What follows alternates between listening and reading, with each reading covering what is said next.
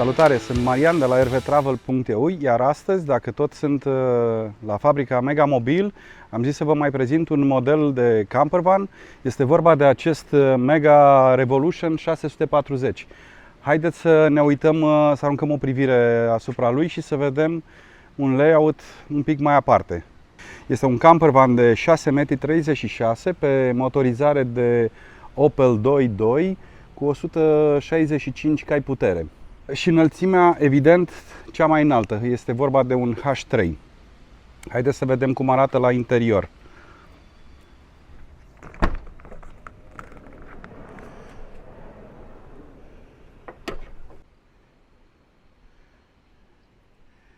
Aici la intrare, jos avem o măsuță micuță, cum au multe modele de la Mega Mobil. Și aici este accesul la zona asta de depozitare, care are corespondență și în partea cealaltă în interior.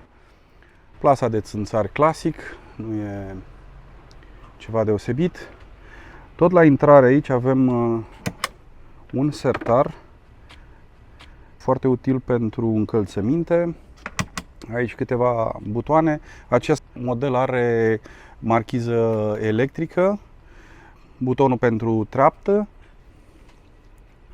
luminile și aici sunt niște butoane pentru lumina exterioară și pentru lumina interioară. Camperul este dotat cu foarte multă bandă LED.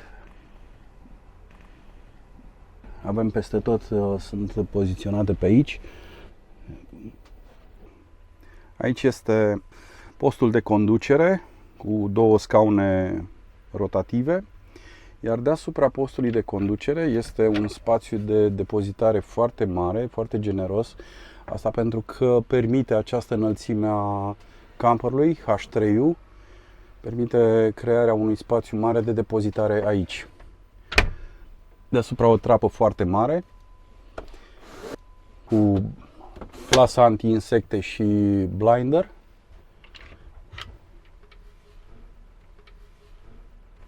Un cabinet deasupra zonei de living, un alt spațiu unde se pot depozita diverse obiecte. Panoul Truma este aici cu diferite comenzi, panoul Simarin care se poate comanda de aici. Acest camper este dotat și cu un televizor Alphatronics, zona de living cu masa. Are aici o prelungire, cum știm la campervanuri, și astfel devine o masă destul de mare. Mergem în zona bucătăriei, avem aragazul Dometic cu două ochiuri și chiuveta.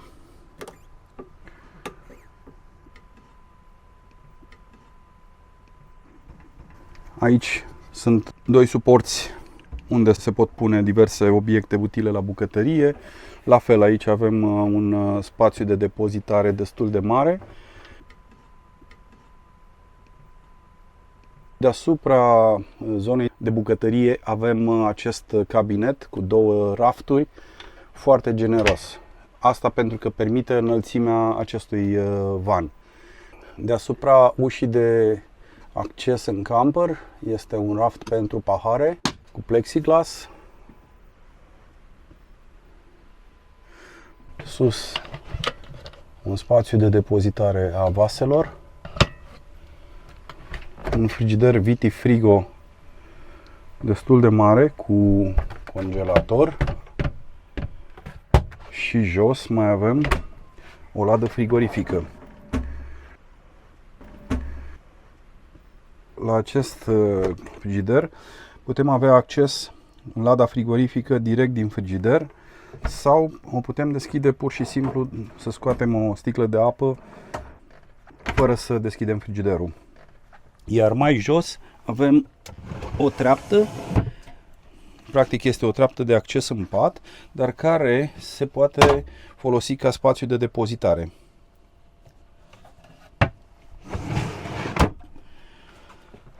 sertarele separate, adică nu sunt sertare foarte mari pe toată porțiunea. După cum vedem, sunt mai multe zone. Aici este corespondența pentru zona de afară, cum v-am arătat mai devreme. Toate sertarele au un sistem soft close cu niște balamale foarte bune, de înaltă calitate. În spate este acest jolie cu două rafturi. Foarte util că se pot pune acolo o grămadă de obiecte și se închide foarte ușor, foarte frumos, nu încurcă și astfel folosim tot spațiul dintr-un camper van. Patul este un pat electric. Această saltea este specială cu memory foam. Este foarte importantă pentru un somn odihnitor și este un produs exclusiv utilizat în campere de foarte bună calitate. Avem aici mai multe rafturi pentru depozitarea hainelor. Sunt 4 rafturi în zona de dormitor. Patul este, după cum vedeți, foarte mare. Iar pentru acces în pat se poate trage această scară, se scoate, vine în partea asta și coboară aici. Zona de baie este foarte mare baia, adică este una din băile cele mai mari din zona de campervanuri, pentru că permite să ai un duș separat și toaletă separată.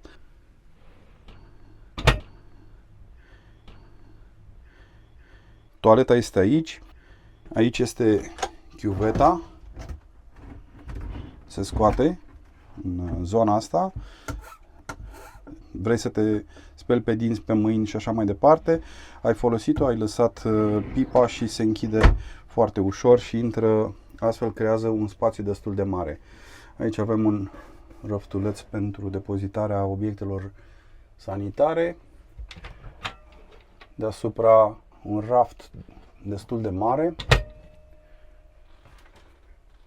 Priză pentru 230, lumina ambientală și zona de duș, deci acolo este toaleta, iar zona de duș este aici și cu această ușă din plexiglas care se deschide de acolo, se închide zona de baie și astfel avem dușul, care e foarte înalt și destul de spațios. Repet, pentru un campervan. Aici un cuier pentru a agăța prosopul. O baie foarte mare, având în vedere că e campervan. Aici ușa stă foarte bine închisă pe parcursul deplasării, pentru că se prinde cu această bandă magnetică și o ține foarte bine. Deci nu se deschide în timpul mersului.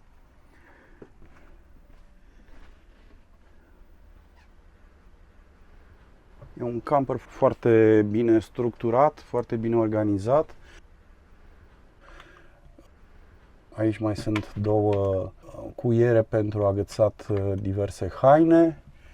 Aici avem butonul pentru pat, îl putem coborî sau îl putem urca.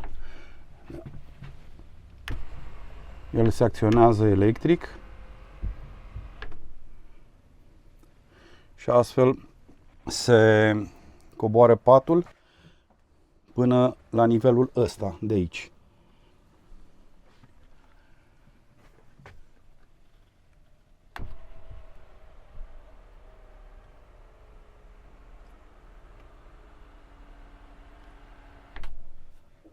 Patul din spate este foarte generos.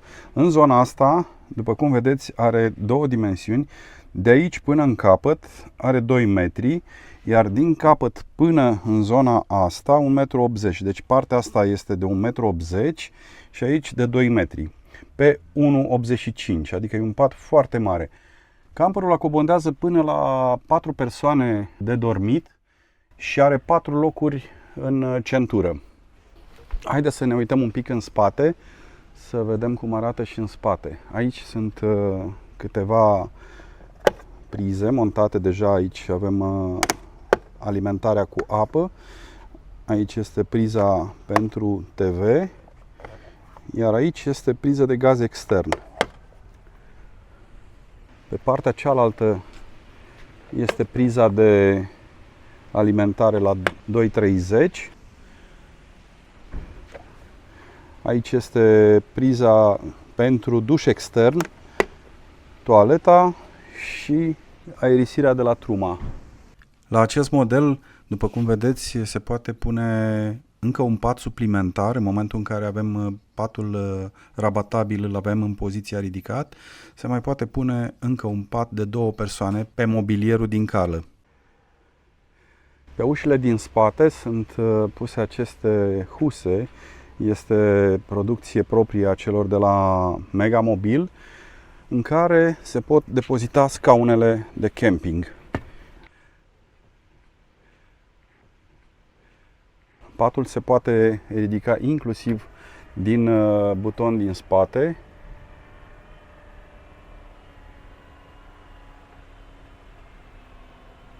În momentul în care am ridicat patul până sus, avem aici un spațiu, un garaj cu o înălțime de 1,35 m. Este foarte, foarte spațios, după cum vedeți. Aici există și priză 230, priză de 12 V. Aici sunt spații de depozitare pentru cale, la fel avem lumine LED și în garaj. Aici este spațiu pentru 2 butelii, dar de multe ori nu e nevoie de 2 butelii, așa că se folosește o butelie și se pot pune calele.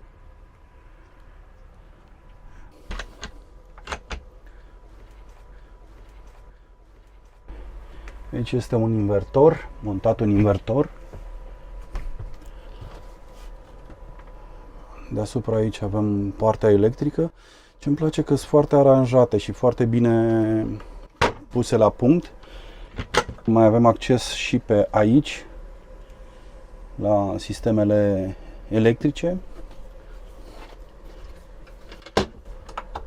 Evident că acele 2 plăci se pot scoate și astfel putem crea un spațiu foarte mare aici. În zona asta avem tancul de apă. Cam asta a fost prezentarea campervanului Mega Revolution 640 de la Mega Mobil. Mai multe informații despre acest camper și despre altele le puteți găsi la Campervan Specialist prin Laszlo și Ildiko.